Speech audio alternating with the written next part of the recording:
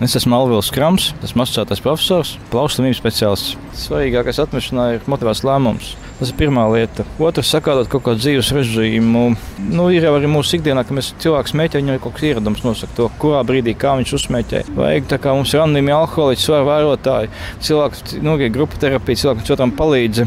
Tas varētu būt, ka jāmēģina atmest draugiem, ģimenē, darba biedriem, jo tad viens otram palīdz motivē neatsākt smēķēt. Pirmie 3 mēneši ir tie grūtākie, un tad parasti ir jauniešiem, viņš jodās uz vietu, kur smēķē, citu lieto alkoholu, pat nelielās devās. Tad arī parasti ir pārtrūks tas viss, un ir arī medikamenti, to ārsts varētu rekomendēt. Ir nikotīna substitūcija, lāksteri lietojam, mēs lietojam arī antidepresanti konkrēti daži, ir arī speciāli medikamenti, kas noņem šo baudas sajūtu. Tas ir recepts medikaments, bet es nesaukšu vārdā. Viņš ir speciāli radīts, lai noņemtu šo baudas sajūtu. Ja mēs runājam par šo atmešanu, pirmkārt ir jāatcerās, ka principā nākošie atmešanas mēģinājumi ir bieži pat sekmīgāki. Nevajadzētu baidīties mēģināt vēlreiz to. Ja pat nesen tikko bija publikācija, ka tur vienā pētījumā, ka tas sekmīga atmešana ir bijusi pat kādu 50-100 reizi. Parasti, teiksim, kādu 2 mēnešus nogaidīt, ja neizdevās atmest un pēc tam mēģināt atkal. Jo tu esi gudrāks, tu zini, kur tev paslīdēja kāja, tu jau pieredzējušāks esi, teiksim, atmešanas ziņā, bet galvenais ir motivēts lēmums. Par to cigarešu skaita samazināšanu